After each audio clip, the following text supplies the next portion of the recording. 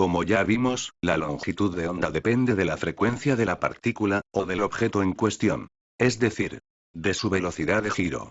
Ahora bien, la longitud de onda no tiene en cuenta factores como la cantidad de elementos que puedan constituir ambos objetos. Simplemente aumenta o disminuye, de forma inversamente proporcional a la frecuencia generada por dichos objetos.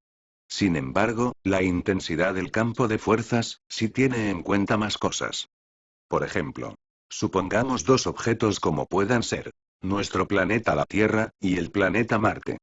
Los dos planetas tienen una velocidad de rotación muy similar, pues los dos realizan una vuelta sobre sí mismos, cada 24 horas aproximadamente. Sin embargo, y a pesar de girar prácticamente a la misma velocidad, el campo gravitatorio de la Tierra es más intenso que el del planeta Marte. En concreto, la aceleración del campo gravitatorio en la Tierra es de 9,8 metros por segundo al cuadrado. Mientras que en el planeta Marte, es de 3,71 metros por segundo al cuadrado. Es decir, que en el planeta Marte, los objetos pesan aproximadamente la tercera parte que sobre la Tierra. Asimismo, la densidad de la Tierra es de 5,51 gramos por centímetro cúbico, mientras que en el planeta Marte, es de 3,94 gramos por centímetro cúbico. Y por otro lado, la masa del planeta Marte, representa el 11% de la masa de la Tierra. Pudiendo observarse, que la frecuencia, o la velocidad de giro de un objeto, no es determinante a la hora de calcular la fuerza de su campo de atracción. Sino que hay más características a tener en cuenta.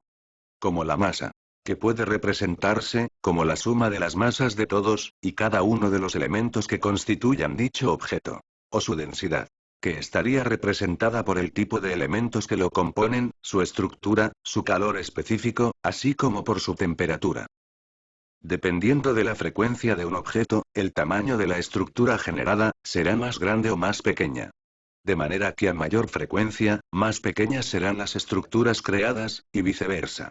Es decir, que las partículas más pequeñas son las que crean las estructuras más pequeñas. La explicación es simple. Los objetos más pequeños son los que generan frecuencias más altas. Y por tanto, la longitud de onda. O lo que es lo mismo, la amplitud del campo de fuerzas generado por dichos objetos es más pequeña. Por lo que las estructuras que pueden llegar a crear serán más pequeñas que otros que generen frecuencias más bajas.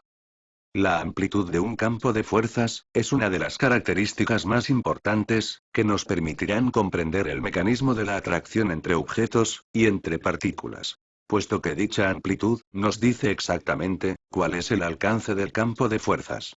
Porque un objeto o partícula solo puede atraer a otro objeto o partícula si estos se encuentran en el interior de sus respectivos campos de fuerzas. Por ejemplo, supongamos una partícula, con una longitud de onda de 1 milímetro. Entonces, dicha partícula solo podrá atraer a otras partículas, que se encuentren a su alrededor, si éstas se encuentran a menos de 1 milímetro de ella. Dado que este es el alcance de su campo de fuerzas. En el caso de la Tierra, su longitud de onda es de 25.920 millones de kilómetros. Por lo que solo podrá atraer a los objetos, que se encuentren dentro de esta distancia. Pudiendo observarse, dada la amplitud de los respectivos campos de fuerzas, que las estructuras gravitatorias son las que pueden llegar a alcanzar mayor tamaño en el universo. Por otro lado, los campos de fuerzas generados por los objetos y las partículas tienen mucho que ver con la frecuencia del objeto o partícula en cuestión. Pudiendo observarse que la fuerza con que atrae un objeto o partícula a otra es mayor, cuanto mayor es la frecuencia generada. Y como los elementos que generan una mayor frecuencia son los átomos y las partículas subatómicas, serán estos los que generen los campos de fuerzas más fuertes. Y por tanto, las estructuras más fuertes. Es decir, que los objetos grandes no necesitan generar frecuencias muy altas para poder crear un campo de fuerzas, dado que pueden suplir la falta de frecuencia por medio de su gran masa. Al contrario que los átomos y las partículas subatómicas, que necesitan generar frecuencias muy altas para poder crear un campo de fuerzas, dada su reducida masa. Tiempo. Después de siglos de estudio, reflexión y cálculos de todo tipo, tratando de descifrar el significado del tiempo, así como su mecánica y estructura, Podemos decir que desde un punto de vista filosófico y físico, no existe ninguna explicación factible sobre qué es el tiempo, y cómo funciona. La opinión de los filósofos es que el tiempo, como fenómeno físico real, no existe, siendo solo una percepción de la mente consciente, de los cambios, o movimientos de la realidad. El movimiento es el alma del universo. Es lo que da sentido a la existencia, a la realidad del universo, a nuestra realidad. Porque la realidad está hecha de movimiento. Todo tiene que moverse, desde lo más pequeño, a lo más grande. Pero el movimiento no fue creado para dar sentido al tiempo. No fue concebido para que el tiempo pudiese existir. El movimiento fue creado para dar soporte a la realidad. Para que el universo y nosotros, pudiésemos existir. Quizás alguien pueda pensar, que el tiempo es algo real. Algo que afecta a todo el universo.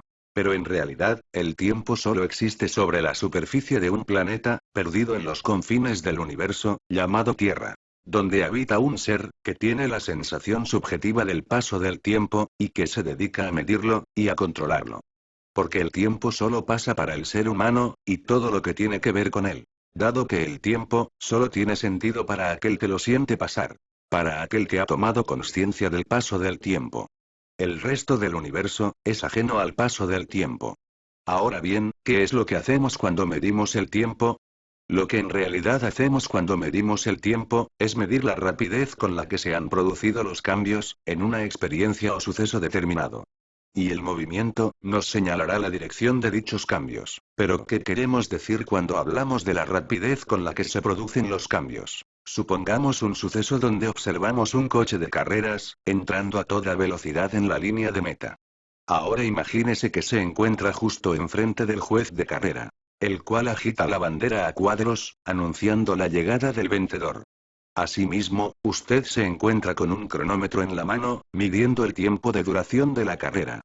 Como puede observar, un suceso no es un hecho aislado, sino que se puede descomponer en una serie de sucesos más pequeños, que denominaremos microsucesos, y que forman parte inseparable del suceso en su totalidad. Supongamos ahora, que hay un cámara de televisión, que ha grabado toda la escena. Tanto al coche pasando por la meta, al juez agitando la bandera, y a usted con el cronómetro en la mano. Como puede verse, los cambios en nuestro suceso, se producen con una rapidez determinada. El coche cambia de posición sobre la carretera con una rapidez determinada, la bandera del juez de carrera cambia de posición en el aire con una rapidez determinada, y en el cronómetro las manecillas cambian de posición con una rapidez determinada. Si ahora pasamos la película grabada a cámara lenta, podemos observar que la rapidez con la que se producen los cambios en el suceso en su conjunto, y por tanto, en cada uno de los microsucesos, ha cambiado. Puesto que ahora se producen más lentamente. Por tanto, cuando nos referimos a la rapidez con que se producen los cambios en un suceso, nos referimos a la rapidez con la que se producen los cambios en todos los microsucesos, que dan sentido y forman parte inseparable de dicho suceso. Ahora bien, el que hayamos utilizado el ejemplo de la cámara para ilustrar esta explicación, no significa que esta situación no sea posible. Puesto que la rapidez con la que se producen los cambios en un suceso, no es una magnitud constante. Sino que puede variar, dependiendo de cuáles sean sus características, en un momento dado. Es decir, que si modificamos cualquiera de sus cualidades fundamentales, estaremos modificando la rapidez con la que ocurren los cambios, en una experiencia o suceso determinado. Es por ello que decimos, que el tiempo es un concepto relativo. Porque depende tanto de la situación del observador que contemple un suceso, como de factores relacionados con dicho suceso. Como puedan ser su velocidad, su temperatura, su densidad, su masa, etc. Sin embargo, la rapidez con la que se producen los cambios en un suceso, no es la misma si variamos uno de dichos factores, que si variamos otro. Es decir, que no es lo mismo variar la velocidad de un objeto, que su temperatura. Dado que dicho objeto, no reacciona de igual manera a estos dos estímulos. Puesto que cada uno de estos estímulos, afectará de diferente manera a sus partículas componentes. Lo que afectará a la rapidez con la que se suceden los cambios en dicho objeto. Que será diferente en un caso, u otro. Pero la rapidez con que se produce un suceso, no es lo único que cambia cuando variamos las características de dicho suceso. Sino que también varía la forma en que se producen dichos cambios. Más adelante entraremos en detalles a este respecto. Solo nos queda por decir, que la rapidez de un suceso, está relacionada con la frecuencia de sus partículas componentes. De manera que a mayor frecuencia, más rápido se producen los cambios que afectan a dicho suceso. Y al contrario. A menor frecuencia, más lento se producen dichos cambios.